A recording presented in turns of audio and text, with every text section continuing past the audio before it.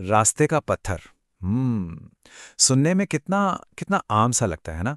पर सच कहूं तो इसी एक छोटी सी बात में ना जिंदगी का एक बहुत बड़ा सबक छुपा हुआ है।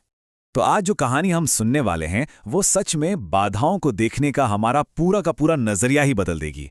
ये हमें सिखाएगी कि कैसे हर रुकावट जिसे हम परेशानी समझते हैं असल में अपने अंदर एक मौका छुपाए बैठी होती है। तो चलिए कहानी शुरू करते हैं। और ये कहानी एक समस्या से शुरू होती है, जैसा कि खैर ज्यादातर कहानियों में होता ही है।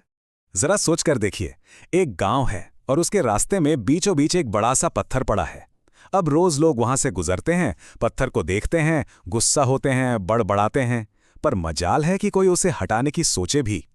सब बस अपनी किस्मत को या सरकार को कोसते रहते थे। ये कुछ कुछ अपनी जिंदगी जैसा नहीं लगता, है ना? और पता है, ठीक इसी जगह से हमारा पहला सबक शुरू होता है। मुश्किलों से निपटने का जो सबसे पहला कदम है ना, वो है अपनी सोच को बदलना। देखिए, यहां पर दो तरह की सोच साफ साफ दिख रही हैं।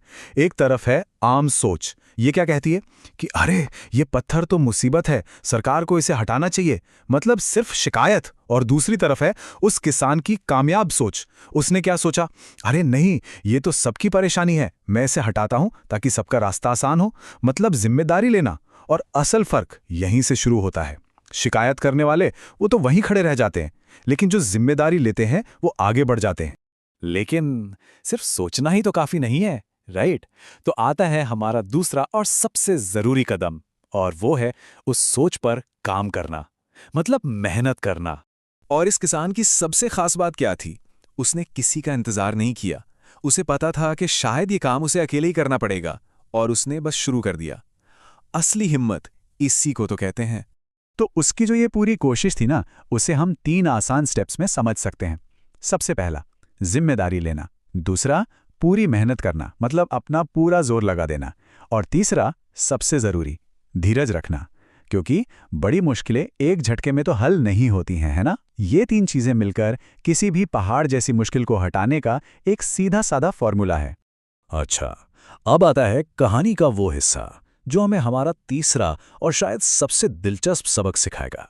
तो किसान पूरी जान लगाकर पसीने से लथपथ उस पत्थर को हटाने में लगा रहा, और आखिरकार वो बड़ा सा पत्थर अपनी जगह से हिल गया। और जैसे ही पत्थर हटा, उसकी नजर पत्थर के ठीक नीचे दबी हुई किसी चीज पर पड़ी। और पता है वहां क्या था? सोने के सिक्कों से भरा हुआ एक डिब्बा।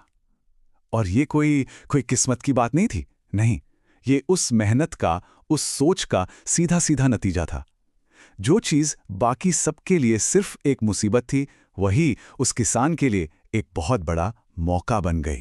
और उस डिब्बे के साथ एक पर्ची भी थी, जिस पर लिखा था, ये इनाम उस व्यक्ति के लिए है जिसने दूसरों की परेशानी समझकर इसे दूर करने की कोशिश की।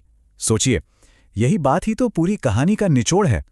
इनाम पत्थर हटाने का नहीं था, इनाम था उस नियत का, उस सोच का जिसमें दूसरों की भलाई छिपी थी।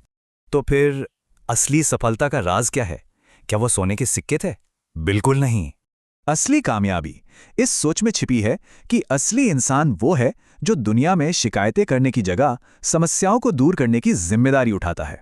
देखिए, दुनिया को आगे वही लोग बढ़ाते हैं जो परेशानी देखकर अपना रास्ता नहीं बदलते, बल्कि परेशानी को ही रास्ते से हटा देते हैं। असली पहचान शिकायतें करने से नहीं, जिम्मेदारी उठाने से बनती है।